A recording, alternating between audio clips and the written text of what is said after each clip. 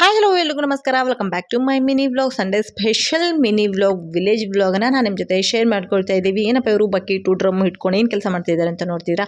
ಏನಿಲ್ಲ ಸ್ನೇಹಿತರೆ, ಇವತ್ತು ನಮ್ಮ ತೋಟದಲ್ಲಿರ್ತಕ್ಕಂಥ ಅಡಿಕೆ ಗಿಡಗಳಿಗೆ ಸುಣ್ಣ ಹಚ್ಚೋಣ ಅಂತ ಹೇಳಿ ಬಂದಿದ್ದೀವಿ. ಹಾಗೆ ಅಡಿಕೆ ಗಿಡಗಳಿಗೆ ಯಾಕೆ ಸುಣ್ಣ ಹಚ್ತಾರೆ ಅಂತೇಳಿ ನನಗೆ ಗೊತ್ತಿರತಕ್ಕಂಥ ಕೆಲವೊಂದಿಷ್ಟು ಇನ್ಫಾರ್ಮೇಷನ್ಗಳನ್ನ ನಿಮ್ಮ ಜೊತೆ ಶೇರ್ ಮಾಡ್ಕೊಳ್ತೀನಿ.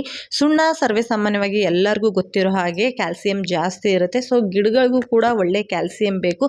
ಅದಕ್ಕೋಸ್ಕರ ವರ್ಷದಲ್ಲಿ 2 ಬಾರಿ ಅಡಿಕೆ ಗಿಡಗಳಿಗೆ ಸುಣ್ಣನ ಹಚ್ತೀವಿ. ಸುಣ್ಣದ ಜೊತೆ ನಾವಿಲ್ಲಿ ಸಗಣಿ ಮತ್ತು ಬೆಲ್ಲದ ನೀರನ್ನು ಕೂಡ ಬಳಸ್ಕೊಂಡು ಸುಣ್ಣನ ಹಚ್ತೀವಿ. ಇದರಿಂದ ಅತಿ ಹೆಚ್ಚು ಕ್ಯಾಲ್ಸಿಯಂ ಸಿಗಲಿ, ಹಾಗೆ ಸುಣ್ಣನೂ ಕೂಡ ತುಂಬ ಚೆನ್ನಾಗಿ ಗಿಡಗಳಿಗೆ ಹಿಡ್ಕೊಳ್ಳಿ ಅನ್ನೋ ಒಂದು ಕಾರಣಕ್ಕೆ. ಹಾಗೆ ಅಡಿಕೆ ಗಿಡಗಳಿಗೆ ಸಗಣಿ ಗೊಬ್ಬರ ಬಳಸೋದು ತುಂಬಾ ಉತ್ತಮ. ರಾಸಾಯನಿಕ ಗೊಬ್ಬರದ ಬದಲು ವರ್ಷದಲ್ಲಿ 1 ಸಾರಿ ಅಥವಾ 2 ವರ್ಷಕ್ಕೆ 1 ಸಾರಿ ಆದರೂ ಮನೆಯಲ್ಲಿ ದನಕರುಗಳನ್ನ ಸಾಕಿದರೆ ಗೊಬ್ಬರಗಳನ್ನ ಹಾಕೋದು ಉತ್ತಮ. ಹಾಗೆ ನಮ್ಮದು 2 ಅಡಿಕೆ ತೋಟಗಳಿದೆ. ಅಂದರೆ ಟೋಟಲ್ ಆಗಿ 2300 ಗಿಡಗಳಿದೆ. ಒಂದು ಬಂದ್ಬಿಟ್ಟು